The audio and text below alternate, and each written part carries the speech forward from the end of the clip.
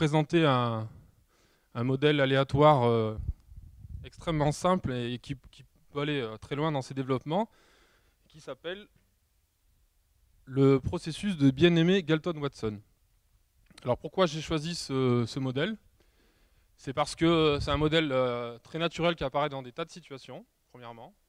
La deuxième raison, c'est que en fait, il a de nombreuses applications. On verra, je vous en donnerai à la fin quelques-unes. On pourrait passer déjà des heures sur les applications. Et il y a des belles mathématiques dedans, donc on est content. Et pour couronner le tout, des extensions de ce modèle sont l'objet de recherches actuelles. Donc c'est tout ça que je vais essayer un peu de vous raconter. Pour vous montrer que c'est un domaine qui est parti de questions qui vont vous paraître peut-être un peu futiles et qui ont débouché sur des problèmes modernes. Donc ça sera un modèle probabiliste. Alors vous effrayez pas, j'utiliserai très peu de probabilité.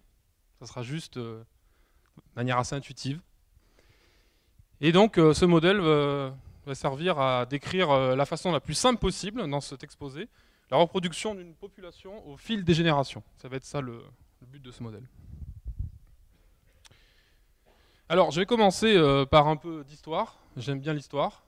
Et ce que je vais vous raconter montre bien à quel point la science est tout sauf un long fleuve tranquille, bien linéaire, bien gentil, comme on a tendance à apprendre à l'école, où un génie se lève un beau matin et résout tout. Donc c'est pas du tout comme ça.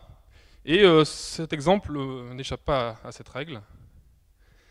Donc dans cette première partie, je vais vous faire la généalogie du processus de bien-aimé Galton-Watson.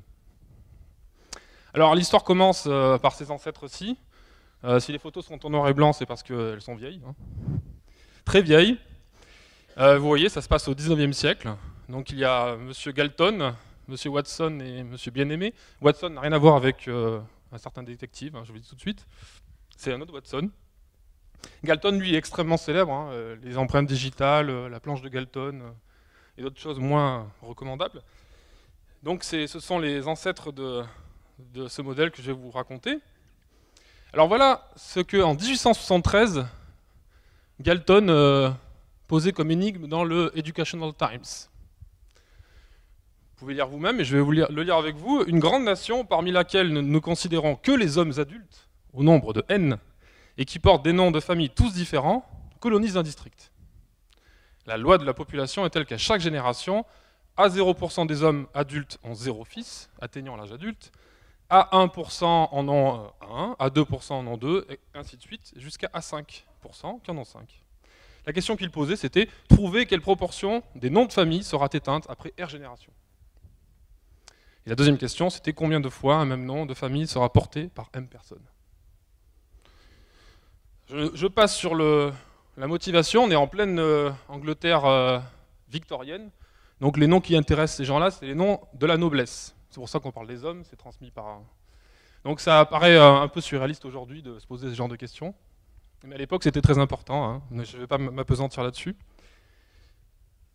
Alors, un an après, Galton s'associe avec Watson pour publier un article où ils définissent ce modèle pour essayer de mettre en équation la question précédente. Et voilà comment ils formalisent les choses.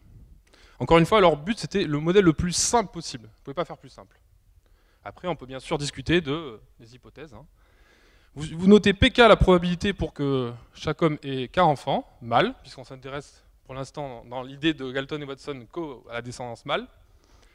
Donc vous avez un certain nombre de... vous pouvez avoir 0, 1 ou jusqu'à un certain nombre maximum d'enfants, hein, pensez à 3 par exemple. Ces poids, c'est des nombres qui sont compris entre 0 et 1, et la somme fait 1, donc c'est vraiment des probabilités. Donc on part, pour simplifier, d'un seul homme, et à chaque génération, donc le premier a une probabilité P0 d'avoir 0 enfant, P1 d'en avoir 2, d'en avoir 1, P2 d'en avoir 2, etc. Ça donne une première descendance au temps T plus 1, au temps 1, et ainsi de suite, comme ça. Et donc, que conclut-il dans cet article? Il croit avoir tout compris. L'extinction de la lignée est inévitable dans tous les cas. Alors, je vous dirai pourquoi ils se sont vraiment trompés. Alors, je vous montre comment on peut visualiser donc ce processus. C'est très simple. Je vais vous montrer une petite simulation. Je suis désolé pour le contraste de l'image. Donc, vous voyez, par exemple, j'ai pris dans cet exemple, on peut avoir 0 enfant avec probabilité mâle 0,3, un enfant avec probabilité 0,3 et 2 enfants avec probabilité 0,4. D'accord? Donc je pars d'un individu, ici. Désolé encore pour le contraste. Et je vais appliquer, ça c'est au temps t égale 0, mais au temps t égale 1, je tire au hasard. Je vais y arriver, hop. Voilà ce qui se passe. Donc par exemple là, on a eu 2 descendants à la première génération. Je continue. Là, vous voyez, celui-ci a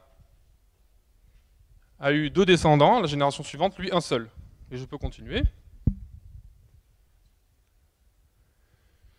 Là, chacun des descendants de la génération 2 en a eu 2, ainsi de suite. Alors je m'arrête à 6 parce qu'après, on n'a plus la place sur l'écran. Mais ce qu'il faut vraiment bien noter, c'est que comme c'est probabiliste tout ça, si je recommence l'expérience, je repars d'un individu, imaginez maintenant que je recommence, je ne vais pas obtenir le même arbre, d'accord? Je vais obtenir un autre arbre. Par exemple, là, il y a un seul descendant, 1, 2, et hop, là, il n'y a plus personne. Ça s'éteint. La lignée s'arrête là. Mais si je recommence, je vais encore avoir un autre cas de figure. Voilà, encore un, je fais. Donc on a bien comme ça visualisé des arbres aléatoires qui représentent, si chaque fois qu'on démarre ce processus, qui représentent la descendance de l'individu initial, d'accord?